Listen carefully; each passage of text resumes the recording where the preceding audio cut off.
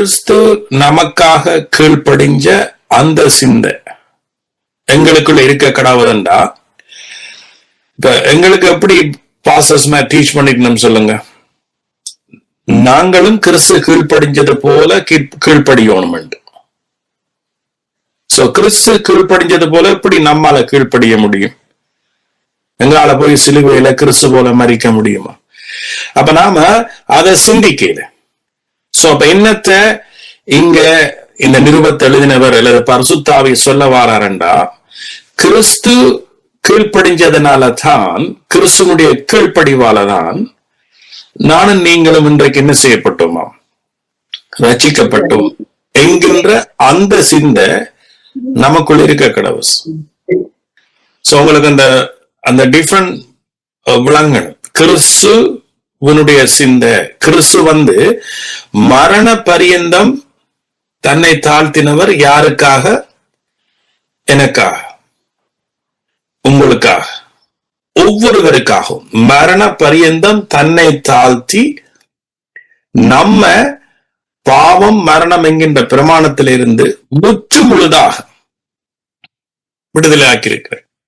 முற்று முழுதாக அனைத்து பாவங்கள் அக்கிரமங்கள் எல்லாம் ஃபுல் பேக்கேஜாக எங்களுக்கு என்ன செய்யப்பட்டிருக்கு?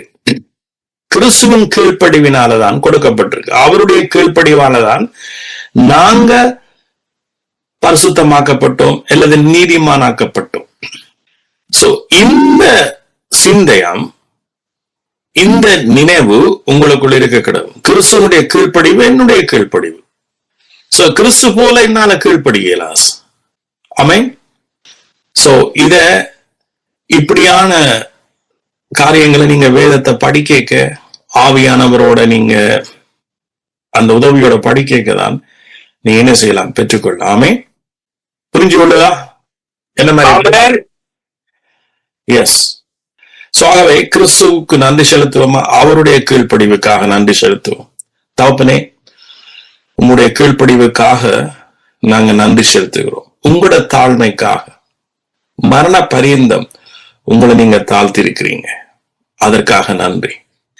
காரணம், எனக்கு புதிய ஒரு வாழ்க்கையை தர, புதிய ஜீவனை தர, எனக்கு சந்தோஷத்தை தர, எனக்கு விடுதலையை தர, சகல கட்டுக்கள் இருந்தும் சகல பிசாசனுடைய பிடிகள் இருந்தும் எனக்கு விடுதலையை தர மரண பரியந்தம் நீங்க உங்களை தாழ்த்தி இருக்கிறீங்க. அந்த சித்தத்தின்படி நாங்க முற்றுமுழுதான விடுதலை, சும்மா விடுதலை அல்ல, முற்றுமுழுதான விடுதலை. ஆமென். சோ இந்த சிந்தை இருந்தா பவுல் சொல்றார், நாங்களும் என்ன செய்வோம்? ஒருவருக்கொருவர் என்னவா இருப்போம்? தாழ்மையா இருப்போம். அல்லது மற்றவனுடைய பிரயோஜனத்துக்காக நாங்களும் என்ன செய்வோமா? இருப்போம்டா. மற்றவனுடைய பிரயோஜனத்துக்கு நீங்க என்ன செய்யலாம்? மற்றவனுக்கு முன்பாக நாம தாழ்மைப்படுறதால அவன் உயர்த்தப்பட போறதில்லை. சோ கிறிஸ்துவின் சிந்தை எங்களுக்குள்ள இருந்தா நாங்களும் அவனை என்ன செய்யலாம்? அந்த சிந்தைக்குள்ள கொண்டு வரலாம். சோ அப்பொழுது நான் மற்றவனுக்கு பிரயோஜனமா இருக்க முடியும். இப்ப நான் உங்களுக்கு பிரயோஜனமா இருக்கேன். என்னத்தால? நான் உங்களுக்கு தாழ்மையா இருக்கிறதால அல்ல. எந்த விஷயத்துல நான் உங்களுக்கு தாழ்மையா இருக்க முடியும்? உங்களோட நான் பழகிறேனா அல்லது இல்ல? கிறிஸ்து இந்த தாழ்மையை, கிறிஸ்துவனுடைய கீழ்ப்படிவினாலதான் நீங்க முற்றுமுழுதான ரட்சிப்பையும் பெற்றிருக்கிறீர்கள், ஏற்கனவே பெற்றிருக்கிறீர்கள் என்பதை நான் உங்களுக்கு சொல்லேக்க நான் உங்களுக்கு ஒரு பிரயோஜனம் உள்ள மனுஷனாக மாறுகிறேன். ஆகவே இயேசுவே உங்களுக்கு நன்றி. உங்களோட தாழ்மையினால, உங்களுடைய கீழ்ப்படிவினால, ரோமர் 5 சொல்லுது, ஒரு மனுஷனுடைய கீழ்ப்படியாமையினால், ஆதாமுடைய கீழ்ப்படியாமையினால் பாவம், மரணம் அல்லது இருள் ஆண்டு கொண்டதாம். அதே போல இயேசு கிறிஸ்து என்னும் ஒருவருடைய கீழ்ப்படிவினால், அவருடைய கீழ்ப்படிவினால் நித்திய ஜீவன் நம்மை ஆண்டு கொள்கிறது. ஆமென். ஜீவ பிரமாணம் நம்மை ஆண்டு கொள்கிறது, சுகம் நம்மை ஆண்டு கொள்கிறது, பலன் நம்மை ஆண்டு கொள்கிறது. அவருடைய ஆசீர்வாதம் நம்மை ஆண்டு கொள்கிறது. சோ இயேசுவே உங்களுக்கு நன்றி செலுத்துகிறோம். உங்களுடைய கீழ்ப்படிவுக்காக, உங்களுடைய அன்புக்காக, உங்களுடைய கிருபைக்காக நாம நன்றி செலுத்துகிறோம். நன்றி இயேசுவே. எல்லா துதியும் எல்லா கனமும் மகிமையும் உங்களுக்கு. ஆமேன். சோ இன்றைக்கு இந்த வசனத்தை நாம் எடுத்து வாசிப்போமா? எத்தனை பேர்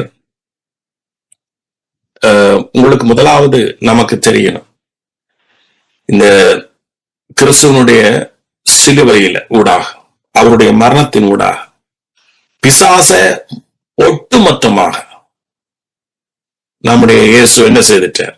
வெற்றி சுமந்துட்டு ஒட்டுமொத்தமாக. ஆனா இன்றைக்கு சபையிலேயோ சரி அல்லது மனுஷனுடைய வாழ்க்கையிலேயோ சரி, அந்த உண்மை எஸ் ஆண்டவர் அதை செய்துட்டார் என்றதை அவர்கள் ஏற்றுக்கொண்டாலும் கூட அனைவருடைய வாழ்க்கையில அந்த சத்தியம் கிரிய செய்யாம இருக்கிறதுக்குரிய காரணங்கள் என்ன? சோ அவைகள் எல்லாம் நாம் இன்றைய செய்தியில நாம கற்றுக்கொள்ளலாம். சோ இப்ப நீங்க கலாத்தியர் புத்தகத்தை எடுத்து வாசிங்கன்னு சொன்னா, கலாத்தியர் புத்தகம், புத்தி இல்லாத கலாத்தியரே, நீங்கள் சத்தியத்துக்கு கீழ்ப்படியாம போகத்தக்கதாக உங்களை மயக்கியவன் யார்? இயேசு கிறிஸ்து சிலுவையில் அறையப்பட்டவராக, என்னவாம்? இயேசு கிறிஸ்து சிலுவையில் அறையப்பட்டவராக உங்கள் கண்களுக்கு முன் பிரத்யட்சமாய் உங்களுக்குள்ளே வெளிப்படுத்தப்பட்டிருந்தாரே. சோ இந்த கலாத்து சபை அல்லது இன்றைக்கு இருக்கிற அநேக கிறிஸ்தவர்கள் அவர்களுடைய இந்த சிலுவையை குறிச்சதான அந்த வெளிச்சம், இயேசு கிறிஸ்து சிலுவையில முழுமையான வெற்றியையும் அவர் சிலுவை ஊடாக மட்டும்தான் அவர் வெற்றி சிறந்தார் என்கின்ற அந்த வெளிச்சம், அந்த பார்வை என்ன செய்யப்பட்டது? இல்லாம போயிற்று, மங்கி போயிற்று. சோ இந்த சம்பவம் தான் கலாத்து சபையில நடந்திருக்கு. ஏன் இயேசு கிறிஸ்து மூலமாக முழுமையான வெற்றி, முழுமையான சகல ஆசீர்வாதங்களும் எங்களுக்கு அந்த சிலுவை ஊடாக மட்டும்தான் வந்தது.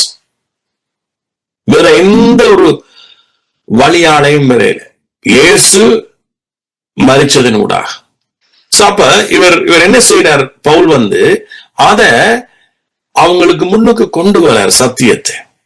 இது ஆங்கில பைபிள்ல எப்படி எழுதப்பட்டிருக்கு, அதனாலதான் அந்த தலையங்கத்தை நான் அப்படி போட்டேன். இப்ப ஆங்கில பைபிள்ல பாத்தீங்கன்னு சொன்னா, கலாத்தியர் 3 இப்ப நியூ லிவிங் டிரான்ஸ்லேஷன் பாத்தீங்கன்னு சொன்னா, ஓ foolish Galatians, who has cast an evil spell on you?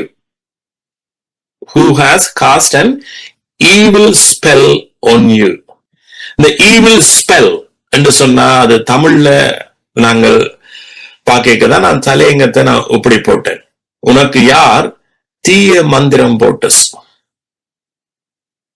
So அப்ப அந்த தீய மந்திரம் போட்டது, அதை குறிச்சதான கண்டெக்ஸ்ட் நீங்க பாத்தீங்கன்னு சொன்னா, அல்லது யார் உங்களை சத்தியத்துக்கு கீழ்ப்படியாம மயக்கியவர், என்ன மயக்கம், எப்படிப்பட்டதான உபதேசம் அல்லது எப்படிப்பட்டதான காரியம் இன்றைக்கு நம்முடைய வாழ்க்கையில கிறிஸ்துவனுடைய சிலுவை ஊடாக வந்த ஆசீர்வாதங்கள் பலன் செய்யாம இருக்கிறதுக்கு காரணமா இருக்கிறது. அதைத்தான் அந்த கலாத்தியர் அதிகாரத்தில் எழுதப்பட்டிருக்கு. நீங்க அடுத்த 4ஆம் அதிகாரத்துக்கு போனீங்க என்றாலும் இன்னும் மேற்கொண்டு உங்களுக்கு விளங்கும். ஆமே. சோ இப்ப கலாத்தியர் 4 எடுத்து பாருங்க. இல்ல அதே 3ஆம் அதிகாரத்தையே நீங்க 2 வசனத்தை ஒன்றை மாத்திரம் உங்களிடத்தில் அறிய விரும்புகிறேன். ஒன்றை மாத்திரம் உங்களிடத்தில் அறிய விரும்புகிறேன். நியாயப்பிரமாணத்தின் கிரியைகளினாலேயோ அல்லது விசுவாச கேள்வியினாலேயோ எதனால் ஆவியை பெற்றீர்கள்? சோ அப்ப ஸ்ட்ரைட்டாவே நேரடியாவே எங்களுக்கு விளங்குது, இந்த கலாத்து சபை மக்கள் அல்லது இவர்கள் என்னத்துக்கு அவர்கள் என்ன செய்தார்கள், திரும்பி போனார்கள், எந்த வழியில பிசாசு அவர்களை மாய்க்கினது, எந்த வழியில அவங்க மாய தந்திரம் போட்டார்கள் என்று சொன்னா என்ன, இவர் கேட்கிற கேள்வியிலேயே விளங்குது. நீங்க நியாய பிரமாணத்தின் கிரியையினாலையா, நீங்க நியாய பிரமாணத்தின் கிரியையினாலையா ஆவியை பெற்றீர்கள். சோ மேல் வாசனம் என்ன சொல்லுது, கிறிஸ்து சிலுவையில் அறையப்பட்டவராக உங்களுக்கு முன் பிரத்யட்சமாய் வெளிப்படுத்தப்பட்டிருக்கிறாரே. சோ இந்த அதிகாரத்தை நீங்க ஃபுல்லா படிச்சீங்கன்றாலும், ரோமர் அதிகாரத்தை நீங்க ஃபுல்லா படிச்சீங்கன்றாலும், ரோமர்ல பவுல் சொல்லுகிறார் கிறிஸ்து நியாய பிரமாணத்தின் முடிவா இருக்கிறார். கிறிஸ்து என்னவாம், நியாய பிரமாணத்தின் முடிவு. ஏன் கிறிஸ்து நியாய பிரமாணத்தின் முடிவா இருக்கிறார்? ஏன் அவர்தான் நியாய பிரமாணத்தை நிறைவேற்றி நியாய பிரமாணத்தை முடிவுக்கு கொண்டு வந்தவர். சிலுவையில அது ஆணி அடிக்கப்பட்டது என்று சொல்லப்பட்டது. சிலுவையில அது ஆணி அடிக்கப்பட்டது. ஏன் நியாய பிரமாணத்தின் சாபத்துக்கும் நியாய பிரமாணத்தினுடைய மீறுதலுக்கும் நம்மை அவர் என்ன செய்தார், விடுதலை ஆக்கினார். சோ அப்ப நியாய பிரமாணத்துக்கு கீழே சாபம், சோ நியாய பிரமாணத்துக்கு கீழே மரணம், அது விசுவாசத்துக்கு உரியதல்ல. சோ அப்படி இருக்கிற பொழுது கிறிஸ்து என்ன செய்தார், நியாய பிரமாணத்தை தன்னோட என்ன செய்துட்டார், முடிச்சிட்டார். இப்ப இந்த விசுவாசிகள் இயேசுவை ஏற்றுக்கொண்டவர்கள், ஆவியை பெற்றுக் கொண்டவர்கள், விசுவாசத்தினால ஆவியை பெற்றுக்கொண்டு இன்றைக்கு எத்தனையோ பேர் விசுவாசத்தினால இயேசுவை ஏற்றுக்கொண்டு திரும்ப நியாய பிரமாணத்தின் கிரியைகளினால் வாழ முயற்சிக்கிறார். சோ அப்ப இன்னொரு வழியில சொன்னா சட்டவாதம், லீகலிஸ்டிக் அல்லது ரிலிஜியஸ் டைப், மத ரீதியான வாழ்க்கை. சோ அப்ப இங்க நீங்க இந்த ஃபுல் அதிகாரத்தை பாத்தீங்கன்னு சொன்னா அந்த கலாத்தியர்லையும் மாம்சத்துக்கு உட்பட்டவர்கள், ரோமர்லையும் சொல்லப்படுது, இங்கேயும் சொல்லப்படுது மாம்சத்துக்கு உட்பட்டவர்கள். அப்ப மாம்சத்துக்கு உட்பட்டவர்கள் அல்லது மாம்ச சிந்தையுடையவர்கள். இப்ப நாம இயேசு கிறிஸ்து இடத்துல நாம வர்றதுக்கு முன்ன நாங்க என்னத்துக்குரியவர்களா இருந்தோமாம், மாம்சத்துக்குரியவர்களா இருந்தோம். மாம்ச சிந்தைக்கு நாம் என்ன செய்தோம், இடம் கொடுத்தோம். மாம்ச சிந்தை ஊடாகத்தான் கடவுளை அடைய நாம முயற்சித்தனாம். அப்ப மாம்ச சிந்தை ஊடாக வாழ்ற வாழ்க்கை அது நியாயப்பிரமாண கிரியைகளை என்ன செய்து வெளிப்படுத்து. சோ அதனாலதான் இங்க என்ன சொல்றார், ஒன்றை மாத்திரம் உங்களிடத்தில் அறிய விரும்புகிறேன், நியாயப்பிரமாணத்தின் கிரியைகளினாலேயோ அல்லது விசுவாச கேள்வியினாலேயோ எதனால் ஆவியை பெற்றீர்கள்? ஆவியினால் ஆரம்பம் பண்ணின நீங்கள் இப்பொழுது மாம்சத்தினாலே முடிவை பெற போகிறீர்களோ, இத்தனை புத்தியினரோ. சோ இதுல அப்படியே சொல்றார், இந்த அதிகாரத்திலே சொல்றார், ஆபிரகாம் அவன் விசுவாசித்தான். சோ அப்ப நாங்களும் இயேசு சிலுவையிலே செய்து முடிச்ச முழுமையான வேலையை, கிரியையை, இயேசு சிலுவையில செய்து முடிச்ச எங்களுடைய ரட்சிப்புக்கு, எங்களுடைய முழுமையான ரட்சிப்புன்னு சொன்னா சகல விதமான, சிலுவையில இருந்து வேற ரட்சிப்புன்றது சகல விதமானது. ஸ்பிரிச்சுவலி ஆவிக்குரியதா இருக்கலாம், அல்லது மென்டலி மன ரீதியா இருக்கலாம், அல்லது உலக ரீதியான ஆசீர்வாதமா இருக்கலாம், இல்ல ஒரு பண ரீதியான ஆசீர்வாதமா இருக்கலாம், இல்ல ஒரு குடும்ப ரீதியான ஆசீர்வாதமா இருக்கலாம். எந்த ஆசீர்வாதமும் ஜீவனத்துக்கும் தேவ பக்திக்கும் வேண்டிய யாவற்றையும் அவருடைய திவ்ய வல்லமை எதனூடாக, சிலுவை ஊடாகத்தான் வெளிப்பட்டது. அப்ப இயேசு கிறிஸ்துவுடைய மரத்தினூடாக ஒரு மனுஷனுக்கு ஆசீர்வாதம் தேவைண்டா அது சிலுவை ஊடாக மட்டும்தான். அந்த சத்தியத்துக்கு நம்ம கீழ்ப்படுத்தல. அதனாலதான் இயேசு கிறிஸ்து சிலுவையில செய்து முடிக்கப்பட்ட முழுமையான வேலையில நாம் என்ன செய்யணுமாம், இளைப்பாறணும். இதுதான் விசுவாசம். சோ அப்ப இவர்கள் இதை விட்டு விலகி போயிட்டார். பாருங்க, பிசாச முழுமையாக இயேசு வெற்றி சிறந்துட்டார். அதாவது எனக்கும் உங்களுக்கும் தேவையான அத்தனையும் இயேசு சிலுவை ஊடாக வெற்றி சிறந்துட்டார். ஆனா பிசாசுக்கு ஒன்று மட்டும் செய்ய முடியும், அந்த காரியத்தை மறைக்க முடியும். அதுதான் இன்று வரைக்கும் அவன் செய்தொன்றிருக்கான். நம்முடைய மனச இதுல இருந்து குருடாக்குறது.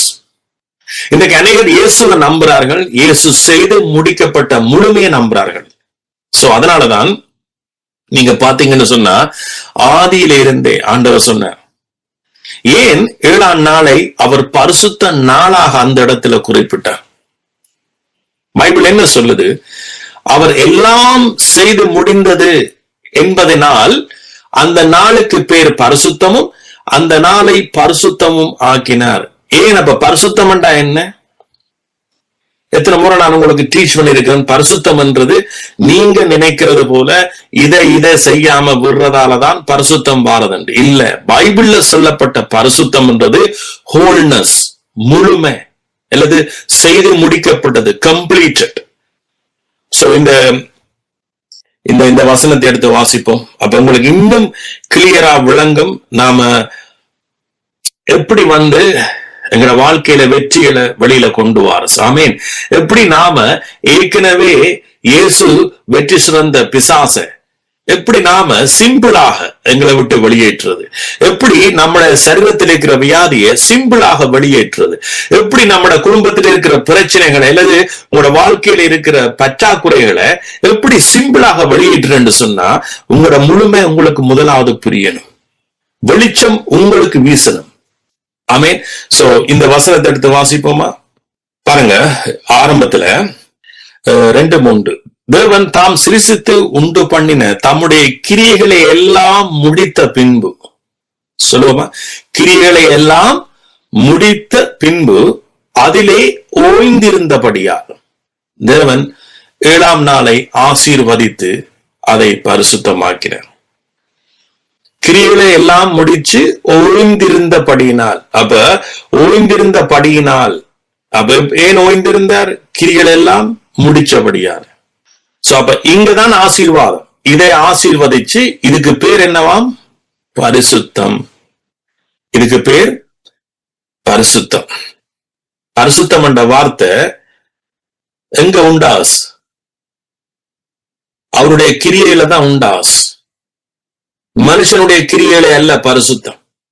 பாருங்க, எங்களோட கண்கள் எவ்வளவு குருடாக்கப்பட்டது. அதான் பவுல் சொல்றார், எங்களோட போர் ஆயுதம் அரண்களை நிர்மூலமாக்குகிற போர் ஆயுதம். நாங்கள் மாம்சத்தின் படி போராடுறோம் அல்ல, அரண்களை. அரண்கள் என்றா என்ன? காலம் காலமாக எங்களுடைய மனசு சில பொய்களை நம்பிக்கொண்டிருந்தது, சத்தியத்தை தெரியாம பொய்களை நம்பின. இங்க மனசை குறிச்சு தான் பேசுற. மைண்ட், எங்கட நினைவு, எங்கட தோட்.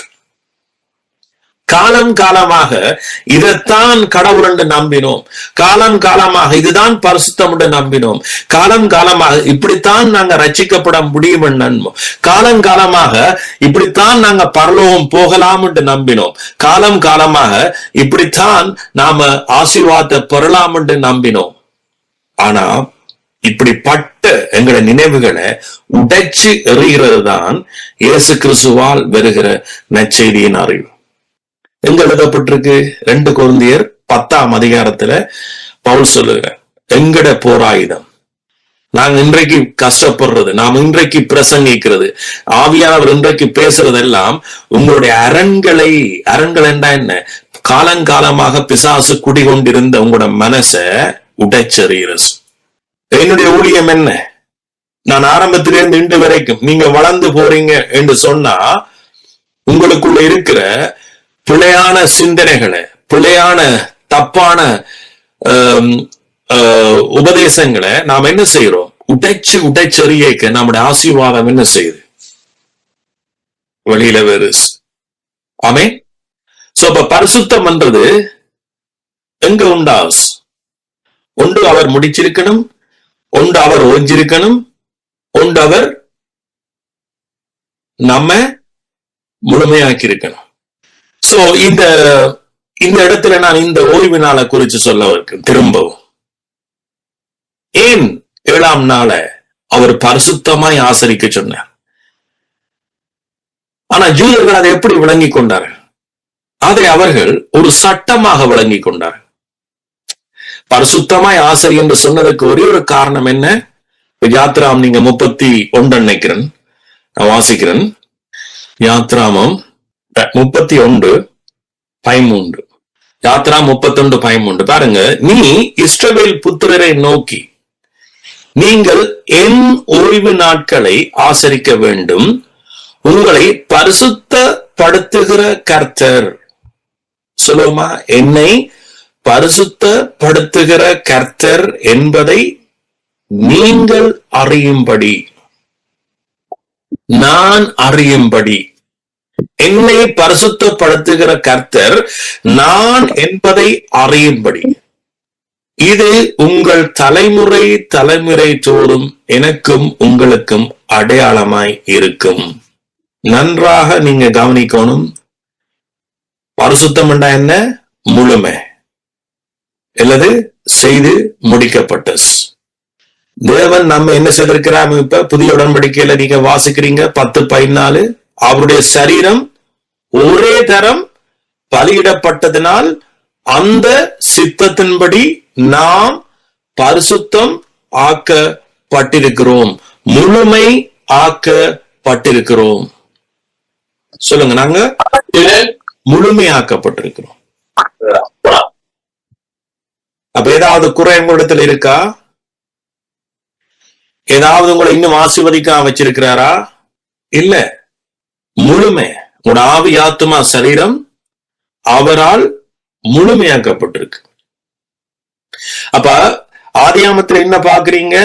எல்லாம் முடிந்தது என்று சொல்லி அவர் இளைப்பாறினபடியா, ஓய்ந்திருந்தபடியா அந்த நாளுக்கு என்ன பேராம்? பரிசுத்தம் என்று ஆதியாமத்துல வாசிக்கிறீங்க. பிறகு அவர் ஓய்வினால கடைபிடிக்க சொல்றார். ஏன் சொல்றார்? நான் தான் உங்களை என்ன செய்ய போறேன்? முழுமையாக்க போறேன், முழுமையாக ஆசீர்வதிக்க போறேன், முழுமையாக பரிசுத்தமாக்க போறேன் என்பதை நீங்களே அறியும்படிக்குத்தான் இந்த ஓய்வினால அவர் என்ன செய்தாராம்? கடைபிடிக்க சொன்ன. ஆனா காலம் போக போக என்ன நடந்தது? இயேசுனுடைய சொன்னவரே இந்த பூமியில கால் வைக்க என்ன நடந்தது? இயேசு பாருங்க, இயேசு செய்த அற்புதங்கள், அநேக அற்புதங்கள் ஓய்வு நாள்ல மனுஷனை விடுதலை ஆக்கினது, மனுஷனை பரிசுத்தமாக்கினது, மனுஷனை முழுமை, அதாவது சரீரங்களில குறைபாடுள்ள அத்தனை பேரையும் அவர் முழுமையாக்குறார், ஆசீர்வதிக்கிறார், சுத்தப்படுத்துறார், விடுதலை ஆக்குறார், கட்டுக்கள் இருந்து விடுதலை ஆக்குறார். இதெல்லாம் எங்க நடக்குது? எந்த நாள்ல நடந்தது? ஓய்வு நாள். இயேசு சொல்றார், இது உன்னுடைய வேலை அல்ல. Healing is not your work. சுகம் என்றது உன்னுடைய வேலை அல்ல, அது என்னுடைய வேலை என்றார். சோ இதெல்லாம் பார்க்க என்னுடைய வாழ்க்கையில எவ்வளவு ஒரு பெரிய ஒரு நம்பிக்கை வருது சொல்லுங்க.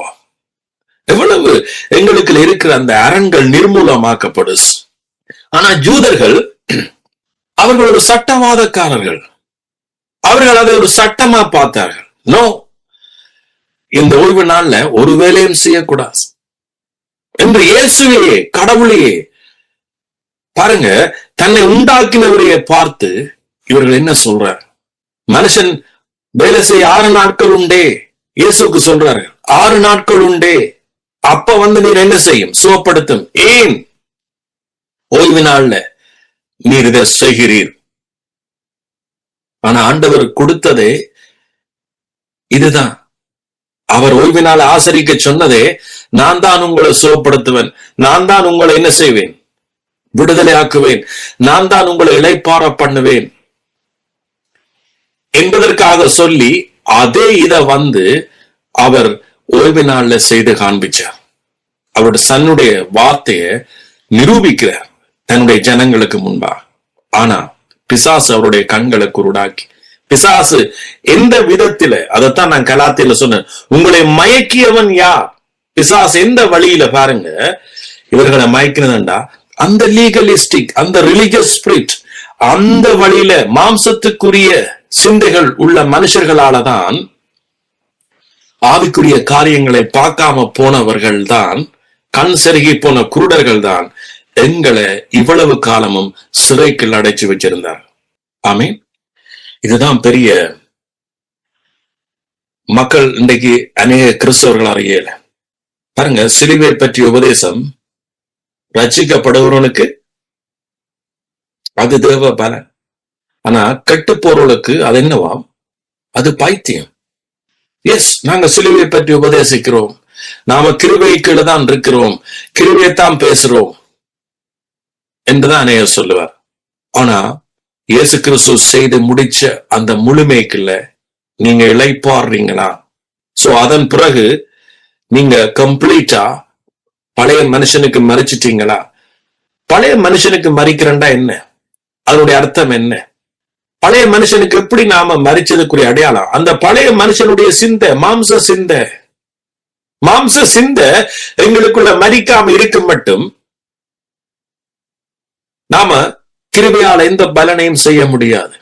அதனாலதான் அதே அதிகாரத்துல பவுல் சொல்லுகிறார், அதே புத்தகத்துல அடுத்த அதிகாரத்துல சொல்றார், நியாயப்பிரமாணத்துக்கு கீழ்பட்டிருக்கிற விரும்புகிற நீங்கள் நியாயப்பிரமாணம் சொல்லுகிறதை கேட்கவில்லையா? என்னவா? ஒரு மனுஷன் தன்னுடைய சிந்தையூடாக, மாம்ச சிந்தையூடாக அல்லது மாம்ச கிரியலினூடாக அல்லது நியாயப்பிரமாணத்தின் கிரியலூடாக ஒரு மனுஷன் தேவனுடைய நீதியை அல்லது அவருடைய ஆசீர்வாதத்தை பெற விரும்புகிற மனுஷனோட தான் பேசுற. அப்படிப்பட்ட நீங்கள் நியாயப்பிரமாணம் சொல்லுகிறதை நீங்க கேட்கவில்லையா என்று சொல்ற. கிளியர், பைபிள் கிளியரா சொல்லுது. அதனூடாக நாம எந்த விதத்திலையும் கிறிஸ்துவனுடைய ஆசீர்வாதத்தை பெற முடியவே முடியாது. அது கிளியர். சோ அதை மீறி தான் இன்றைக்கு பிசாசு கிரியை செய்யும். அந்த தேவனுடைய ஒரு வார்த்தையை மீறித்தான் இன்னைக்கு அநேக பிசாசுகள் கிரியை செய்யுது. சோ இந்த வலைக்கு தான் கலாத்தியரை பிசாசு இழுத்துச்சு. அப்ப பவுல் என்ன சொன்னா தெரியுமா? உடனே என்ன சொல்றார்? பழைய உடன்படிக்கையில இருந்தே கொண்டு வரார். அவர்களுக்கு தெரிஞ்ச சம்பவங்களே ஹிஸ்டோரிக்கலே கொண்டு வரார். ஆபிரகாமுக்கு 2 குமாரர் இருந்தார். ஒருவன் மாம்சத்தின்படி பிறந்த, அவருடைய மாம்ச சிந்தையினால தேவனுக்காக நாங்க ஒரு காரியத்தை செய்வோம். எஸ், அவர் சொன்னவர். சோ அப்ப நாம் அவருக்காக ஒரு காரியத்தை செய்வோம் என்று சொல்லி அவர்களுடைய கிரியைகளினால, அவர்களுடைய மாம்ச சிந்தையினால அவர்கள் என்ன செய்தார்கள்? தேவனுக்கு ஒரு பிள்ளையை கொடுப்ப முயற்சித்தார்கள். தேவனுடைய வாக்குத்தத்தத்தை தங்களுடைய கிரியைகளினால செய்ய முயற்சித்தார். இது அதே அதிகாரத்துல பேசப்படுது. சோ அதே புத்தகத்துல பேசப்படுது. சோ அப்ப இவர்கள் அப்படி பெற்றெடுத்ததுதான் இஸ்மவேல். பின்னர் ஆண்டவற்ற சம்பவம் நடக்குது. அவர் சொன்ன வாக்குத்தத்தத்தின்படி சாராளுக்கு ஈசாக்கு பிறக்கிறான். ஈசாக்கு பிறந்த உடனே பைபிள் தெளிவாடு. அப்போ பழைய உடன்படிக்கையே விழுகுது, இங்க ஆவியானவர் விழுகிறார். ஈசாக்கு பிறந்த உடனே என்ன நடந்தது? ஆகாரும் இஸ்மவேலும் வெளியே துரத்தப்பட்டார். சோ கிருபையும் பிரமாணமும் ஒன்றாக இருக்க முடியாது, இருக்கக்கூடாது. இது அவருடைய சரியான ஒரு சுவிசேஷம் திட்டம். அப்ப என்ன சொல்றார் பவுல்? நீ அடிமையானவனையும் அடிமையானவளுக்கு பிறந்த பிள்ளையையும் நீ என்ன செய்? வெளியே தள்ளு. சோ இது அப்ப ஆரம்பத்துல சொன்னேன், ஏன் இன்றைக்கு அநேகர் நாம எங்களுடைய சொந்த ஆசீர்வாதத்தை எங்களால அனுபவிக்க முடியலேண்டா? இன்றைக்கு அநேக கிறிஸ்தவர்களுக்கு இயேசுவை தெரியும், பாட தெரியும், ஜெபிக்க தெரியும், ஊழியம் செய்ய தெரியும். ஆனா பிசாசோ உங்களை மயக்கிட்டான். சோ அவன் தன்னுடைய தந்திரத்தினால், என்ன தந்திரம்? பழைய மனுஷனூடா உங்களை வழி நடத்துறான். என்ன ஊடாக? பழைய சிந்தை ஊடா, மாம்ச சிந்தை. அதான் சொல்ல, மாம்ச சிந்தை தேவனுக்கு விரோதமான பகை. கிறிஸ்துவோட நீங்க மரித்தீர்களே, பாவத்துக்கு நீங்க மரித்தீர்களே. இதுதான் பாவம். இயேசு உங்களோட சகல அக்கிரமங்களுக்காக பாவத்துக்காக மன்னிச்சிட்டார், ரைட், மறிச்சிட்டார். ஆனா நீங்க அவ நம்பிக்கையா அவிசுவாசமாக நாம திரும்பவும் என்ன செய்கிறோம்?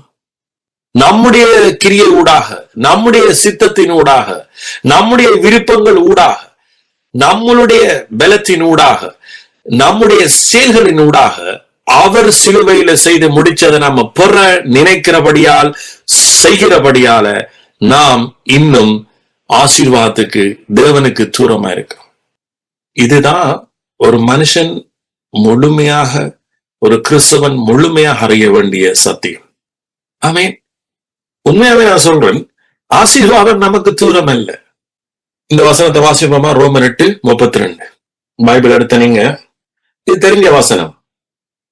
ரோமர் 8:32.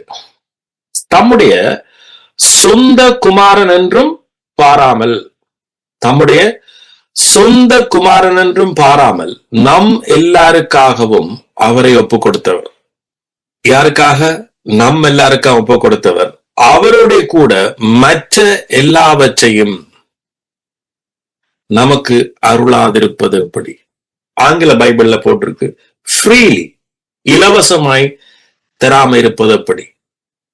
மற்ற எல்லாவற்றையும், தன்னுடைய குமாரனை சொந்த குமாரனும் பாராம தந்தவர் மற்ற எல்லாத்தையும் உங்களுக்கு அதனோட கூட, அந்த குமாரனோட கூட இலவசமாய் தராம இருப்பது எப்படி? சோ அந்த எப்படி என்று சொன்னா அந்த மீனிங் என்ன? பவுல் ஏன் சொல்றார் எப்படி தராம இருப்பது எப்படி என்றா, அவர் தந்துட்டார், ஆனா நாங்க அதை நம்பல. அதனாலதான் சொல்றேன், அவருடைய கூட மற்ற எல்லாவற்றையும் தராம இருப்பது எப்படி? சோ இதே காரியத்தை தான் இயேசு கொடுத்து பேசினார். முதலாவது, நீங்க என்னுடைய நீதியையும் என்னுடைய ராஜ்யத்தையும் தேடுங்கள், அப்பொழுது உங்களுக்கு இவைகள் எல்லாம் கூட கொடுக்கப்படும். திரும்ப நான் நினைவு கொண்டு வரேன். பரிசுத்தம் என்றா என்ன? முழுமை. நீங்க என்ன செய்யப்பட்டிருக்கிறீங்க? நீங்க முழுமையாக்கப்பட்டுட்டீங்க. அப்ப இயேசு கிறிஸ்து உங்களுக்கு தேவையான அத்தனையும் என்ன செய்துட்டார்? செய்து முடிச்சிட்டார். இதுக்கு பேர் தான் பரிசுத்தம். இந்த பரிசுத்தத்தை நம்புற நீங்க, உங்களோட வாழ்க்கை எப்பவுமே என்னவா இருக்குமா? முழுமையா இருக்கு, பரிசுத்தமா இருக்கு. ஏன்? பைபிள் சொல்லுது, இயேசு உங்களை பரிசுத்தப்படுத்திருக்கிறார். அவருடைய சரீரம் ஒரு தரம் பலியிடப்பட்டதுனால. பாருங்க, இந்த வசனங்கள் எல்லாத்தையும் நீங்க எடுத்து ஒன்று கோர்த்து பாருங்க. இந்த ரோமர் 8ஐயும் கலாத்தியர் 3ஐயும், அவர் உங்களுக்கு முன்பாக சிலுவையில் அறையப்பட்டவராய் இருக்கிறாரே, எல்லாரு இங்க இந்த வசனத்தை பாருங்க. எல்லாமே இயேசு கிறிஸ்து என்ன செய்திருக்கிறார்? எங்களை ஆசீர்வதிச்சிருக்கிறார். முழுமையான ஆசீர்வாதம். இது நம்முடைய கிரியைகளாலேயோ நம்முடைய திறமையோ இல்ல இதோட நாம் ஒன்றை கூட்டவோ குறைக்கவோ நாம எந்த ஒரு செயலை முடியும். இவன் பிசாசுக்கு இதை என்ன செய்ய முடியாது. இத பிசாசால ஒன்றுமே செய்ய முடியாது. இயேசு சிலுவையில செய்து முடிச்சத பிசாசுக்கு ஒன்றும் செய்ய முடியாது. ஒன்றும் அலைஞ்சு திரிகிறான். எவர்களுடைய கண்களை குருடாக்கலாம், எவர்கள் இந்த வெளிச்சத்திலிருந்து இவர்களை வெளியில கொன்றலாம். இன்னைக்கு ஏன் அநேகர் வியாதிய கூட்டி வச்சிருக்கிறார்கள்? பிசாசு பல காரணம் சொல்லுவான். பிசாசனுடைய ஸ்ட்ராட்டஜி என்று சொல்லுவார்கள் ஆங்கிலத்துல. அவனுடைய தந்திரம் அல்லது அவனுடைய மொழியில் ஸ்ட்ராட்டஜி. இது கொமன், இது எல்லாருக்கும் கொமன். இது ஒரு பொதுவான வியாதி. இல்ல நாம எங்களோட வச்சிருக்கிறதுக்கு அவன் சொல்லுகிற ஒரு ரீசன், காரணம் என்ன? இந்த காரியத்தில் நான் இப்ப என்ன செய்யறேன்? இப்ப நான் என்னை ஆவியானவர் வழிநடத்தி கொண்டிருக்க இப்படியான ஒரு வாழ்க்கைக்கு. சோ அதனால நான் உங்களுக்கு முன்கூட்டியே நான் அறிவிக்கிறேன். திரும்ப சொல்றேன், 2 கொரிந்தியர் 10 சொல்லப்படுது, நம்முடைய போராயுதங்கள் என்னவா? அரண்களை நிர்மூலமாக்குறது. எந்த அரண்களை? எகிப்தில் இருக்கிற கோட்டையை ஆண்டவர் சொல்றாரா போய் நிர்மூலமாக்கிட்டு வாங்க, அல்லது ஈரான்ல இருக்கிறது, இஸ்ரேல் இருக்கிறது, உங்களோட வீட்டுக்கு பின்னால இருக்கிறது அரண்களையா? இல்ல. அந்த அரண்கள் எங்கட மைண்ட், காலங்காலமாக நீங்க வச்சிருந்த பொய். அதனால பிசாசு உங்களுக்குள்ள பல வடிவில குடிகொண்டிருக்கு. சோ உங்களுக்குள்ள என்னைய சேர்த்துதான் சொல்றேன். நாளுக்கு நாள் சத்தியத்தை அறியத்தான் என்ன நடக்குது, எனக்குள்ள இருக்கிற பிசாசும் எனக்குள்ள இருக்கிற பிடிகளும் விடுதலை ஆகும். இந்த வசனத்தை எடுத்து வாசிப்போமா? 2 கொரிந்தியர் 10:4 வசனம். எங்களுடைய போராயுதங்கள் மாம்சத்துக்கு ஏற்றவைகளாய் இராமல் அரண்களை நிர்மூலமாக்குறதற்கு என்னவாம்? அரண்களை நிர்மூலமாக்குறதற்கு தேவ பலம் உள்ளவைகளாய் இருக்கிறது. அவைகளால் நாங்கள் தர்க்கங்களையும் தேவனை அறிகிற அறிவுக்கு விரோதமாய் எழும்புகிற எல்லா மேட்டிமையும் நிர்மூலமாக்கி எந்த எண்ணத்தையும், சொல்லுவோமா, எந்த எண்ணத்தையும் கிறிஸ்துவுக்கு கீழ்ப்படிய சிறைப்படுத்தி கொள்கிறோம். என்னவா? எந்த எண்ணத்தையும் யாருக்கு கீழ்ப்படுத்தணுமா? கிறிஸ்துவுக்கு. கிறிஸ்துவுக்கு கீழ்ப்படுத்துறா என்ன? ஆரம்பத்திலே சொன்னேன், இயேசு கிறிஸ்துவனுடைய கீழ்ப்படிவினால நான் வியாதியை வென்றுட்டேன், நான் பாவத்தை வென்றுட்டேன், நான் தரித்திரத்தை வென்றுட்டேன். யாற்ற கீழ்ப்படிவினால? கிறிஸ்துவின் கீழ்ப்படிவினால. கிறிஸ்துவின் கீழ்ப்படிவினாலதான் நானும் நீங்களும் ரட்சிக்கப்பட்டோம். அவருடைய கீழ்ப்படிவு தான் என்னுடைய கீழ்ப்படிவாக நான் ஏற்றுக்கொண்டிருக்கிறேன். சோ நான் அவருடைய கீழ்ப்படிவை நான் கீழ்ப்படிஞ்சபடியால நான் ரட்சிக்கப்பட்டிருக்கிறேன், நான் முழுமையாக்கப்பட்டிருக்கிறேன். இனி அவர் அறிகிற அறிவினாலதான் அரண்களை நான் நிர்மூலமாக்குறேன். காலம் காலமாக குடிகொண்டிருந்த பொய்கள், சாத்தான் பொய். பைபிள் சொல்லுது, அவன் பொய்யில் இருந்து அடுத்து பேசுவான். அவனிடத்துல உண்மை இல்லை. எந்த உண்மை இல்லை அவனிடத்துல? இந்த சத்தியம் இல்லை. இப்ப நான் பேசுகிற சத்தியம் பிசாசிடத்திலே இல்லை. சோ அவன் ஆதிகால முதல் பொய் சொல்லுகிறவனா இருக்கிறபடியா அவன் தன்னுடைய பொய்யில இருந்து எடுத்து பேசுறபடியால அவன் பொய்யின் பிதாவா இருக்கிறான். அப்ப அவன் சொல்லுவான், நீங்க இல்ல இல்ல இல்ல இல்ல நீங்க முழுதாக மன்னிக்கப்படையில, முழுதாக நீங்க ரட்சிக்கப்படையில. அவன் சிலுவைக்கு பகைஞன். இதைத்தான் பவுல் பயங்கரமாக ஆவேசப்பட்டு எழுதினார். ஆவேசப்பட்டா அவர் ஏன் ஆவேசப்படுறாருன்னா, அவர் மக்கள் மேல இருக்கிற அந்த கரிசனையில, பிசாசு மேல இருக்கிற கோபத்துல, வியாதி மேல இருக்கிற கோபத்துல, தரித்திரத்தின் மேல இருக்கிற கோபத்துல, அவன் புறனுக்கானவையை நோக்கிறபடியால அவன் என்ன செய்யறான்? புறனுக்கானவைகளை, நல்லதைகளை எழுதுறான்.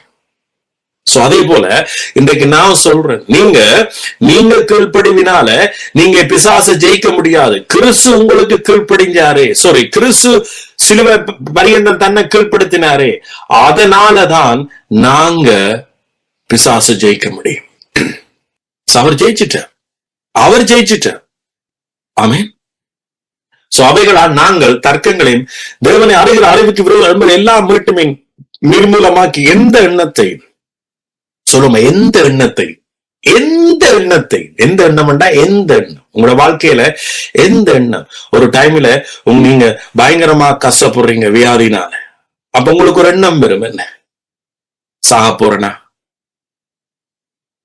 பிள்ளைகளை விட்டுட்டு போயிடுறோனா, கணவனை விட்டுட்டு போயிடுவேனா, மனைவியை விட்டு போயிடுவேனா, அல்லது இந்த உலகத்தை விட்டுட்டு போயிடுவேனா, அல்லது இந்த வியாதி நீ அப்படியே பெருசாக போதா, இந்த வாழ்க்கை நீ இவ்வளவுதானா, நான் நீ முன்னேற மாட்டேனா.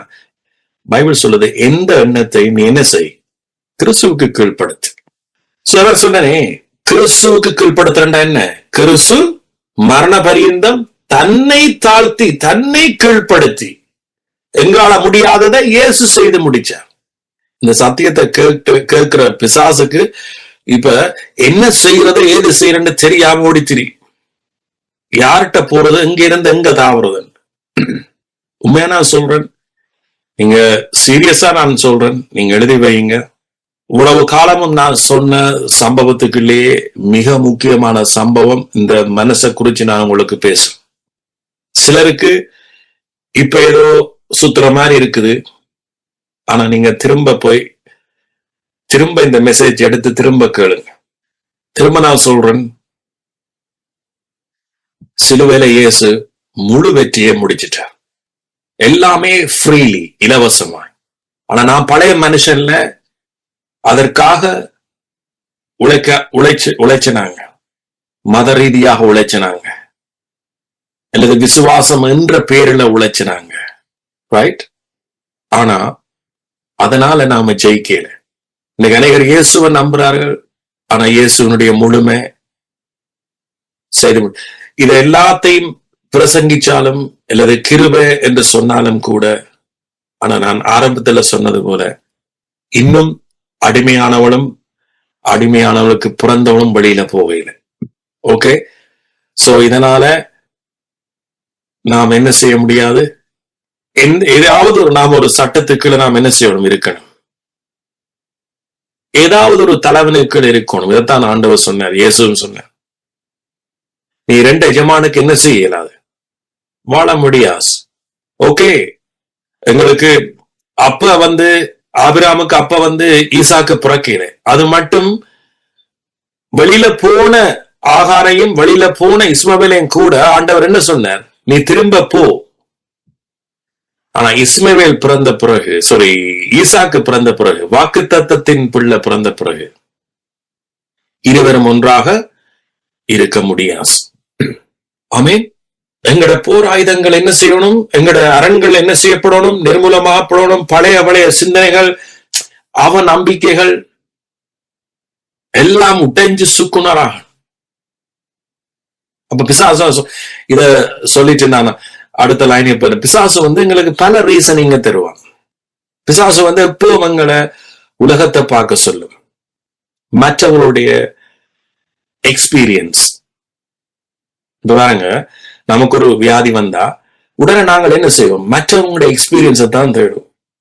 உங்களுக்கு அப்படி அப்பா சொல்லுவார், எஸ் நான் இப்படிதான் மெயின்டைன் பண்றேன். பிசாச நாங்க மெயின்டைன் பண்றோம். சோ இப்ப நாம அந்த காரங்களை கேட்கறது எங்களை நாம திருப்திப்படுத்திக் கொள்ள. ஆனா இங்க சத்தியத்தில சொல்லப்படுது, இயேசு உங்களை முழுமை ஆக்கி இருக்கிறார். அந்த முழுமைக்கு அடையாளமா என்ன செய்திருக்கிறார்? முழுமைக்கு அடையாளமாக, தயவு செய்ததை கேளுங்கோ, முழுமைக்கு அடையாளமா என்ன செய்திருக்கிறார்? ஓய்வினால் என்ன செய்தவர்? வியாதிகள் இருந்துதான் மக்களை விடுதலை ஆக்கி இருக்கிறார். ஆவிக்குரிய ரீதியில விடுதலை வரப்போகுது இயேசுன்ற மரணத்துல. இயேசு பின்னர் சிலுவையில மறிக்க ஸ்பிரிச்சுவல் விடுதலை வரப்போஸ். ஆனா அதற்கு முதல் மக்களை வியாதியில இருந்தும் விடுதலை ஆக்கிறார். காரணம் என்ன? என்னுடைய ரட்சிப்பு, கடவுள் ஒரு மனுஷனை ரட்சிக்கிறார், அந்த ரட்சிப்பை நமக்கு கொடுத்துட்டாரண்டா எல்லாம் உள்ளடக்கப்பட்டது என்பதை இயேசு வெளிப்படுத்துறார். பாருங்க, முக்கியமாக நான் சர்ச் பண்ணதன்படி முக்கியமாக 7 விதமான காரியத்தை தான் பைபிள்ல நான் ரெக்கார்ட் பண்ணிருக்கிறேன். அந்த ஓய்வு நாள் 7 என்னத்தை காண்பிக்குது? பிறகும் முழுமே.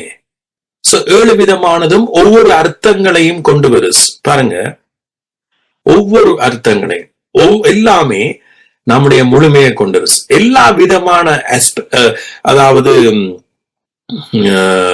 விதமான நோய்களையும், அது முக்கியமாக நம்முடைய வாழ்க்கையோட சம்பந்தப்பட்ட காரியங்களை அவர் ஓய்வு நாள்ல விடுதலாக்கி இருக்கிறத பைபிள்ல வாசிக்கக்கூடியதா இருக்கு. சோ நடக்க முடியாத ஒரு ஆளை சுகப்படுத்துறாருண்டா, நாம கிறிஸ்துவுக்குள் இப்ப ஃப்ரீயா நடக்கலாம். ஆமென். நாம முன்னே ஆதாமுக்குள் இருந்தோம், இப்ப கிறிஸ்துவுக்குள் யார் கொண்டு வந்தது? அவர். நாம என்ன செய்யறோம்? அதுதான் சொல்ல, ஆவிக்குள் நடவுங்கள், ஆவினால் நடத்தப்படுவீர்களானால் நீங்க தேவனுடைய புத்திரர். கண் தெரியாதவரை குருடானவர்களை கண் பார்வை செய்யறது. பாருங்க, நாம கிறிஸ்துவுக்குள் இப்ப பகலுக்குரிய பார்க்கிறவர்கள், வெளிச்சத்துக்குரியவர்கள். ஆமேன். முன்னே எங்களுக்கு என்ன தெரியாது? சத்தியம் தெரியாது. இப்ப நம்முடைய சத்தியத்தை பார்க்கக்கூடியதாக, வெளிச்சத்தை பார்க்கக்கூடியதாக எங்களுடைய கண்களை அவர் என்ன செய்திருக்கிறார்? திறந்திருக்கிறார். பெலஸ்தா குலத்துக்கு முன்பாக 38 வருஷமாய் வியாதிப்பட்டிருந்த ஒருவர் எழுந்து நட. ஆமென். படுக்கை எடுத்துக்கொண்டு நட. சோ பாருங்க, எப்பேற்பட்ட குஷ்ரோகிய அவர் சுகமாக்குறார், பாவம் முழுமையாக கழுவுறார். சோ அப்ப நீங்க எப்படிப்பட்ட ஒரு முழுமையை நீங்க இங்க பெற்றிருக்கிறீங்க, எப்படிப்பட்ட ஒரு ஆசீர்வாதத்தை நீங்க அவருடைய கிருபையினால பெற்றிருக்கிறீங்க, எப்படிப்பட்ட ஒரு அன்பை இயேசு சிலுவையில வெளிப்படுத்தி இருக்கிறார். ஆனா இன்றைக்கு நாம எப்படி வாழ்றோம்? அநேகர் மாம்சத்துக்குரியவர்களாகத்தான் நாம வாழ்றோம், மாம்சத்துக்குரியவர்களாகத்தான் நாம அதான் இயேசு சொல்றார், பவுல் சொல்றார், நீங்க கிறிஸ்துவோடு சிலுவையில் அறையப்பட்டீர்களே. பாருங்க, உலகத்திலேயே இந்த இயேசு கிறிஸ்து அல்லது கிறிஸ்தவ என்கின்ற ஒன்றுதான் ஹிஸ்டோரிக்கலோட சம்பந்தப்பட்டது. பாருங்க, இயேசு ஹிஸ்டோரிக்கலாக மரிச்சவர் சிலுவையில், அதை யாரும் மறக்க. ஆமென். ஒரு வரலாறு ரீதியாக இயேசு சிலுவையில உண்மையாகவே மரிச்சதை யாரும் மறக்கல. ஆனா அதே நேரத்துல அதனூடாக மட்டும்தான் நற்செய்தி அல்லது அதனூடாக மட்டும்தான் இன்றைக்கு நாங்க என்ன செய்யறோம்? வாழ்கிறோம். ஆமென். சோ அதனூடாக மட்டும்தான் உங்களுக்கு வாழ்க்கை, அதனூடாக மட்டும்தான் உங்களுக்கு வெற்றி, அதனூடாக மட்டும்தான் சாத்தான்ல இருந்து உங்களுக்கு முற்றுமுழுதான விடுதலை. ஆமென்.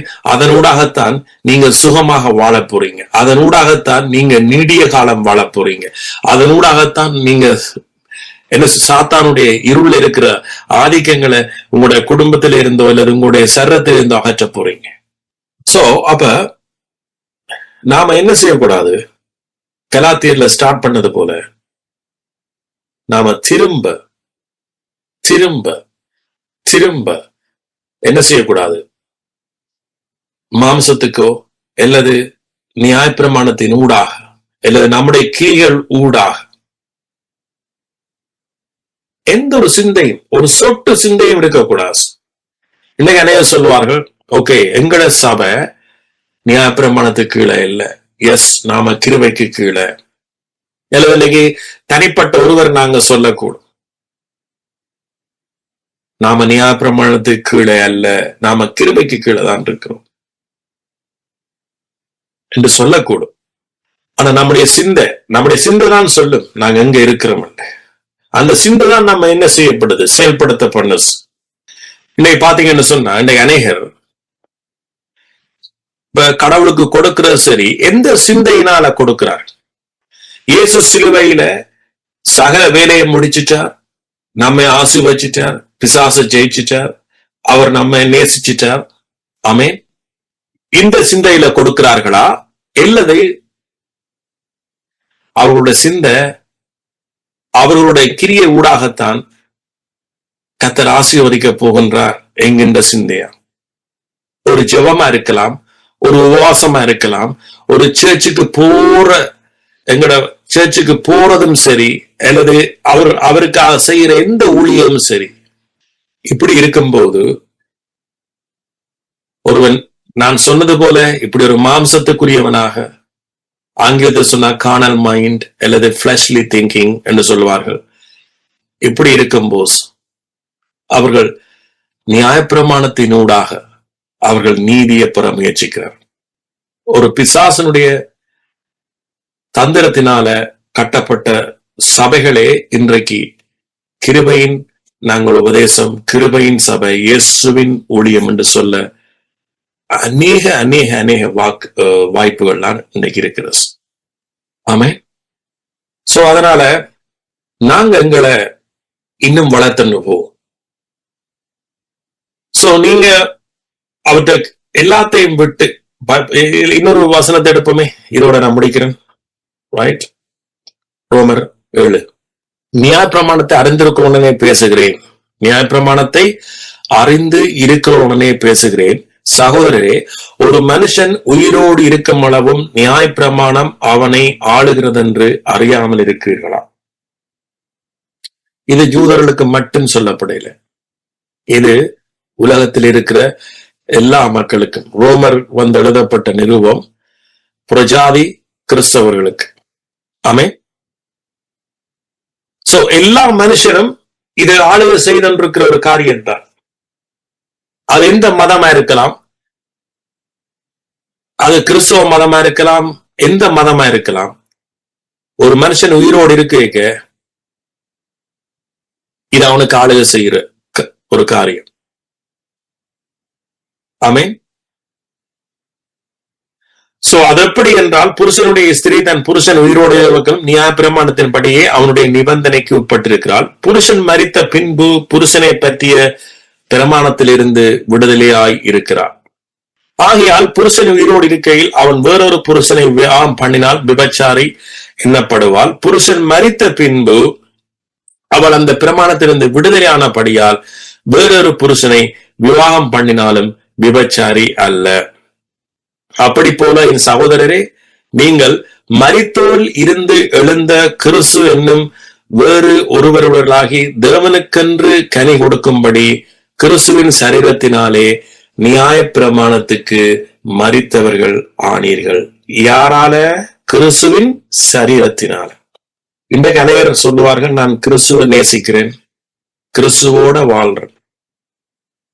ஆனா பைபிள் சொல்லுது, கிறிஸ்துவின் சரீரத்தினால் நாம் என்னவாம்? நியாய பிரமாணத்துக்கு மரித்தவர்களானோம். அப்ப நாம நியாய பிரமாணத்துக்கு மரிச்சது என்று சொன்னா, அதுல நாம எப்படி பிழைப்போம்? எப்படி நாம அதுல எங்களோட சிந்தை இருக்கும்? எப்படி நாம திரும்ப திரும்ப திரும்ப நாம பழைய மனுஷன்லே அந்த சிந்தனையிலே வாழ முடியும்? எப்படி ஒரு மனுஷன் உண்மையாக கிருபைக்குள்ள வாழ்றன்னு சொல்லி, உண்மையாக கிருபையின் ஊழியத்தை தான் செய்யறன்னு சொல்லி, உண்மையாக கிருபையில தான் நடக்கிறன்னு சொல்லி மனுஷர்களை மாம்சத்தில நடத்த முடியும்? சட்ட திட்டங்களுக்குள்ள மனுஷனை திரும்ப கொண்டு போக முடியும், சட்டவாதத்துக்குள்ள திரும்ப கொண்டு போக முடியும். கிறிஸ்து வந்து கிறிஸ்துவுக்குள் கிருபைக்குள்ள எந்த சட்டமும் இல்ல, எந்த சட்டவாதமும் இல்ல, எந்த சட்ட திட்டமும் இல்ல. நீங்க இப்படி செய்தால்தான் கர்த்தர் உன்னை இப்படி செய்வா என்கின்ற எந்த ஒரு நிபந்தனை சட்டம் இல்லவே இல்லவே இல்லவே இல்லை. கிருபைக்குள்ள முழு பரிசுத்தம், கிருபைக்குள்ள முழு இலவசம், கிருபைக்குள்ள இயேசு கிறிஸ்துவனுடைய முழுமை, அவருடைய கிரியைகளால வந்த முழுமை. ஆமென். இதுதான் கிருபைக்குள்ள இருக்கு. இதுதான் என்னுடைய ஊழியத்துக்கு இருக்கணும். இதுதான் உங்களோட சிந்தைக்குள்ள இருக்கணும். கிறிஸ்துவின் சிந்தை உங்களுக்குள் இருக்க கடவுது. கிறிஸ்து சிலுவையில மரண பரியந்தம் கீழ்ப்படிந்து உங்களுக்கு எல்லாத்தையும் என்ன செய்திருக்கிறார்? கொண்டு வந்திருக்கிறார். திரும்ப இந்த வசனத்தை, கடைசி வசனத்தை மட்டும் வாசிக்கிறேன். அப்படி போல என் சகோதரனே, நீங்கள் மரித்தோரில் இருந்து எழுந்த கிறிஸ்து என்னும் வேறு ஒருவருடனாகி தேவனுக்கென்று கனி கொடுக்கும்படி கிறிஸ்துவின் சரீரத்தினாலே நியாய பிரமாணத்துக்கு மரித்தீர்கள். அப்ப நீங்க நியாய பிரமாணத்துக்கு மரிக்காம கிறிஸ்துவுக்கு நீங்க என்ன செய்யலாது? கனி கொடுக்க இயலாது. ஒரு மனுஷன் நியாய பிரமாணத்துக்கு மரிக்காம, ஒரு மனுஷன் பழைய மனுஷனுக்கு மரிக்காம, ஒரு மனுஷன் பழைய மாம்ச சிந்தைக்கு மரிக்காம அவன் கனி கொடுக்க முடியாது. நீங்க எத்தனை தசமாத்தை கொடுத்தாலும், எத்தனை கடவுளுக்கு ஊழியம் செய்தாலும், எத்தனை நீங்க எவ்வளவு காரியம் செய்தாலும் நீங்க கிறிஸ்துவுக்கு கனி கொடுக்கல. நீங்க பிசாசுக்கு கனி கொடுக்கிறீங்க. இத நீங்க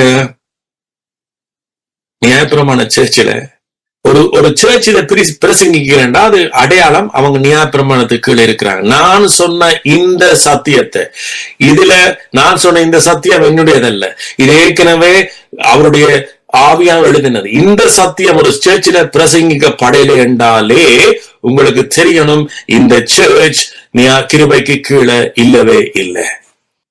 பாருங்க, நான் மாம்சத்துக்கு உட்பட்டிருந்த காலத்தில் நியாய பிரமாணத்தினாலே தோன்றிய பாவ இச்சைகள் மரணத்துக்கு ஏதுவான கனிகளை கொடுக்கத்தக்கதாக நம்முடைய அவயங்களிலே பலன் செய்தது. எங்க பலன் செய்தது? அவயங்களிலே. இன்னைக்கு அநேகருக்கு அவயங்கள் நல்லா இருக்கணும், இந்த சரீரத்துல வியாதி இருக்கக்கூடாதுன்னு யோசிக்கிறீங்க. ஆனா இங்க பாத்தீங்கன்னா அவயங்களில பலன் செய்த நியாயப்பிரமாணத்தினால தோன்றிய பாவ இச்சைகள். நியாயப்பிரமாணம் நல்லது, அது பரிசுத்தம். அவர் சொல்றார், எஸ், அதை நீ சரியாக அனுசரிச்சா அது நல்ல. ஆனா எனக்கு தெரிஞ்சிருக்கிறபடி ஒருவரும் அதை நிறைவேற்ற முடியாதுன்னு சொல்ற. முற்றுப்புள்ளி வச்சாச்சு. ஆவியானவர் முற்றுப்புள்ளி வச்சிட்டார். ஆவியானவரை விட ஒரு ஆவியானவரையே இன்றைக்கு ஆவியானுக்கு விரோதமாக தூசணம் சொல்றதான் நானும் நீங்களும் அறியாமலும் அறிஞ்சும் நாம் என்ன செய்தோம்? நியாயப்பிரமாணத்துக்கு கீழே வாழ்ந்தோம். அவர் சொல்றார், இப்பொழுதோ நாம பழமையான எழுத்தின்படி அல்ல, நியாயப்பிரமாணம் கற்பனையில் எழுதப்பட்ட, அது வெளிப்பிரகாரமானஸ், வெளிப்பிரகாரமானஸ். ஆனா கிருபை உட்பிரகாரமானஸ். தேவன் கிருபையாக நம்ம ரட்சித்தார். அவர் புதிய பிரமாணத்தை எங்கட இருதயத்தில் எழுதியிருக்கிறார். அது என்ன புதிய பிரமாணம்? அவர் எங்கட அக்கிரமங்கள் அநியாயங்கள் எல்லாத்தையும் மன்னிச்சிட்டார். தேவனுடைய கிருபைக்குள்ள வாழ்றவனுடைய இருதயத்தில் என்ன எழுதப்பட்டிருக்கிறது? மன்னிப்பு. இங்க பிரமாணம் எழுதல, நியாய பிரமாணம் எழுதப்படையில, சட்ட திட்டம் என்ற இருதயத்தில் எழுதப்படையில. அவருடைய கிருபையின் பிரமாணம் எனக்குள்ள எழுதப்பட்டிருக்கு. அந்த பிரமாணம் என்ன எப்பவும் வழிநடத்தும். எப்பவும் பிசாசு என்ன செய்ய முடியாது. என்ற பலவீனத்தை வச்சு, நான் விட்ட தவறுகளை வச்சு, இது இன்னைக்கு அநேகர் பாசஸ் மாதிரி கூச்சப்படுவார்கள் சொல்றதுக்கு. ஏன் அவர்கள் ஒரு தவறும் விடாதபடியான, ரைட், முழு தவறும் விடுறது பாசஸ் மேர். நான் சொல்றேன், நாங்க விடுற தவற வச்சு பிசாசு என்ன செய்யறான்? எங்களை வஞ்சிக்கப்படுறான். ஆனா இந்த இருதயத்தில் அவருடைய பிரமாணம் எழுதப்பட்டிருக்கு. என்ன? நான் உன் அக்கிரமங்களையும் அநியாயங்களையும் என் மேல சுமந்துட்டேன். It is finished, completed. இயேசு எப்படி ஆதியாமத்துல இயேசு எல்லாம் முடிந்தது ஓய்ந்திருந்தாரோ, சிலுவையில் எல்லாம் முடிந்தது, கம்ப்ளீட்டட், ரைட் என்று சொல்லி அவர் என்ன செய்தார்? பிதாவின் வலது பார்சத்தில் உட்கார்ந்தார். அந்த சித்தத்தின்படி நாம் முழுமையாக்கப்பட்டோம். ஆவி ஆத்துமா சரீரம் இயேசு கிறிஸ்துவுக்குள் கொண்டு வரப்பட்டிருக்கு, பரிசுத்தமாக்கப்பட்டிருக்கு, ஆசீர்வதிக்கப்பட்டிருக்கு, முழுமையாக்கப்பட்டிருக்கு. சோ பிசாசுக்கு நீ எந்த வாழ்க்கையில என்ன செய்யல? இடம் இல்லை. யாருக்கு? யார் இந்த பிசாசை, யார் இந்த அரண்களை நிர்மூலமாக்க முடியும் என்று சொன்னா, என்ன போல உங்களை போல அவருடைய நற்செய்தியை மட்டும் நம்புற உங்களுக்கு தான். ஆமேன். சோ அவ பிசாசு எங்களோட பலவீனத்தை ஆமேன் வச்சு பிசாசு என்ன செய்யறான்? எங்களை சத்தியத்தை நம்ப முடியாம அவனுங்களுக்கு 1008 ரீசனை சொல்லி எங்களை உலக மக்களோட சேர்ந்து உலக மக்கள் ஒருவராக எங்களை என்ன செய்யறான்? இயேசுவை நம்பியும் வழி நடத்துறான். உலகம் சொல்லும், மருத்துவம் சொல்லும், விஞ்ஞானம் சொல்லும், அது சொல்லும், இது சொல்லும், பல காரணங்களை கொண்டிரும். ரைட்? இது உங்களோட குடும்பத்தில இருந்து வருகிற ஒரு வியாதி, இது அங்க இருந்து வருகிறது, இது இங்க இருந்து வருகிறது, இது எல்லாருக்கும் பொதுவானது, இது எல்லாருக்கும் பொதுவானது என்று சொல்லி உலகத்தில இருந்து வருகிறதான தந்திரம் எங்களோட வாழ்க்கைய என்ன செய்யுது? சின்ன பின்னமாக்குது. ஆனா உங்களுக்கு தெரியணும், எஸ், உலகத்தில இருந்தே இது வருகிறது உண்மை என்று சொன்னா, உலகத்திலிருந்து வருகிற உண்மையை எங்களோட வாழ்க்கையை பாதிக்கும் என்று சொன்னா, உலகத்துக்கு முதலேயே இயேசு கிறிஸ்து எங்களுக்காக சிலுவையில அவர் மரிச்சது உண்மை என்று சொன்னா, அந்த உண்மையிலிருந்து வருகிற சத்தியம் ஏன் உங்களோட வாழ்க்கையை மாற்ற முடியாது? நாங்க என்ன செய்யறோம்? சிந்திக்க தவறுகிறோம், பொய்யை நம்புறோம், உண்மையை விளக்குறோம்.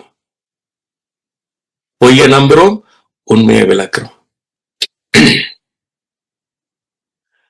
எஸ், மற்றவர் சொல்லட்டும், உலகத்தில் அப்படி இருக்கட்டும், பல ரீசன் இருக்கட்டும். ஆனா எனக்கு ஒரே ஒரு ரீசன் இருக்குது நான் நம்புறதுக்கு. அது என்ன ரீசன்? இயேசு சிலுவையில் மரிச்சு சகலவித வெற்றியும் தன்னுடைய கிரியையூடாக, தன்னுடைய முழுமையூடாக, தன்னுடைய கீழ்ப்படிவுடாக எல்லா இடத்திலையும் நான் வெற்றி சிறக்கத்தக்கதாக, எல்லா இடத்திலையும் என்று சொன்னா, இங்க லண்டன்ல அல்லது இலங்கையில வெற்றி சிறக்கிற அந்த இடத்தை எந்த வாழ்க்கையில எல்லா இடத்திலையும் எல்லா பகுதியிலையும். சுகமா இருக்கலாம், அல்லது ஆரோக்கியமா இருக்கலாம், அல்லது படிப்பா இருக்கலாம், அல்லது குடும்பமா இருக்கலாம், அல்லது பைனான்ஸா இருக்கலாம், அல்லது பொருளாதாரமா இருக்கலாம், அல்லது என்ற பிள்ளைகளுடைய கல்யாணமா இருக்கலாம், பிள்ளைகளுடைய வாழ்க்கையா இருக்கலாம். எல்லா இடத்திலையும் வெற்றி சிறக்கு. இதெல்லாம் உங்களால் ஏற்றுக்கொள்ள முடியாம இருக்கு. இதென்று இப்படி ஆசீர்வாதம். சிலர் நீங்க இதுல நித்திரயம் ஆயிட்டீங்க. நம்புங்க, எல்லா இடத்திலையும் வெற்றி சிறக்கு. இயேசு சிலுவையில செய்து முடிச்சுட்டார். ஆமீன். இன்னைக்கு அநேகர் இயேசுவை நம்புவார்கள். அநேகர் சொல்லுவாங்க, அப்ப எல்லாம் முடிச்சா நாங்க என்னத்தை செய்யறது? அதுல ஒரு பெரிய கவலை. இதை விட்டா நாம் எல்லாமே செய்து கிழிச்சிருவோம். உங்களுக்கு செய்ய கன வேலை இருக்கு. என்ன போல அல்லது பவுல போல அல்லது என்ன போல பிரசங்கிக்கிற கணவர் போல உங்களுக்கு மற்றவனுக்கு மற்றவனுடைய பிரயோஜனத்துக்காக இந்த நற்செய்தியை கொடுக்க வேண்டிய வேலை உங்களுக்கு நிரம்ப இருக்கு. ஒரு சர்ச் சரியா நடக்குதா நடக்கலையா, இப்படி சர்ச் அப்படி சர்ச், அங்க நல்ல வர்ஷிப் நடக்குதா, இதெல்லாம் எங்களுக்கு தேவையில்லாத பிரச்சனை. இன்னைக்கு அநேகர் தேவையில்லாத பிரச்சனைய நீங்க ஒரு சர்ச்சை உருவாக்கி சர்ச்சை இப்படி நடத்தணும் அப்படி நடத்தணும், அப்படி செய்யணும் இப்படி செய்யணும், இங்க ஒரு ப்ரோக்ராம் போடணும், அங்க ஒரு ப்ரோக்ராம் போடணும், அங்க 4 ஊழியர் அனுப்பணும், இங்க அனுப்பணும் மார்த்தால போல பற்பல யோசனைகளினால இன்னைக்கு அப்படியே பிசாசங்கிற இழுத்து ஒரு மதத்துக்கும் ஒரு சட்ட திட்டங்களின் கீழ்பட்டவர்களாக, நியாயப்பிரமாணத்துக்கு கீழ்பட்டவர்களாக எங்களை ஒரு பிஸியுள்ள மனுஷனாக பிசாசு மாத்திட்டு. ஆனா மரியாள் அவருடைய பாதத்திலிருந்து அவருடைய வாயிலிருந்து புறப்படுகிற வார்த்தையை கேட்டால் இயேசு சொன்னார், அவளை விட்டு எடுபடாத நல்ல பங்கை தெரிந்து கொண்டாள். இன்னைக்கு நாங்க நல்ல பங்கை விட்டுட்டு நாங்க பிஸி. எஸ், நாங்க பிஸி, நாங்க கடவுளுக்காகத்தான் பிஸி என்று சொல்றீங்க சில பேர். அதுல பெருமை பாராட்டுறீங்க. நீங்க செத்த ஊழியத்தை செய்றீங்க, செத்த கிரியைகளை செய்றீங்க. சிலுவை உங்களுக்கு பயங்கரா போயிடுச்சு. எஸ், எல்லாருக்கும் நாம ஒரு பேசிக் சுவிசேஷம் சொல்லுவோம். இயேசு சிலுவையில மரிச்சார், பாவத்தை சுமந்தார், ஓடி வாங்கோ, இயேசு உங்களுக்கு அற்புதம் செய்வார். That's it. திரும்ப அங்கே வேறொரு சிறையில இருந்து பிடிச்சோன்னு இங்க ஒரு சிறையில விட்டுருக்கு. ஆமீன். அவங்கள கொண்டு வந்து என்ன செய்யறது?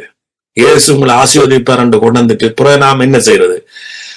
என்ன மாதிரி உங்களோட சம்பளங்கள் எப்படி போகுது, குடும்ப வாழ்க்கை எப்படி போகுது? அவன் சொல்ல அழுவான், என்ன பாசர் அப்படியே இருந்த மாதிரி தான் இருக்கு, தசமாம் கொடுக்குறீங்களா?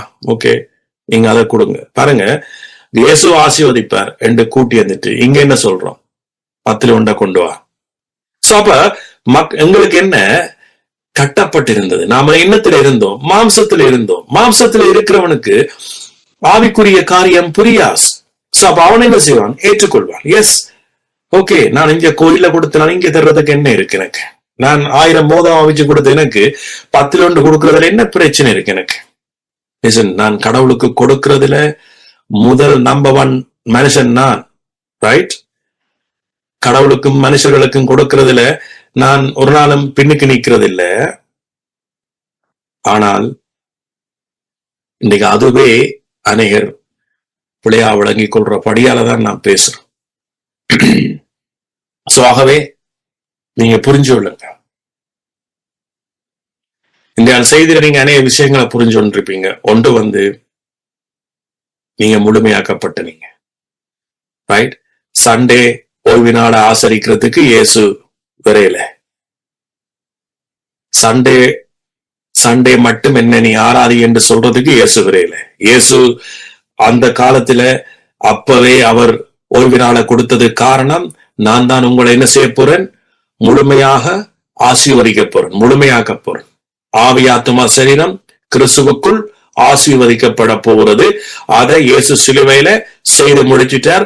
விசுவாசிக்கிற நாங்க அதுக்கு சொந்தக்காரராக உண்மையாக அது எங்கட வாழ்க்கையில அதுல இருந்து வாழ ஒரு வழியை கர்த்தர் உண்டாக்கி இருக்கிறார். இயேசு எங்களை முழுமையாக்கிட்டு சொல்றார் வாழ சொல்லி. இயேசு எங்களை ஆசீர்வதிச்சுட்டு சொல்றார் வாழ சொல்லி.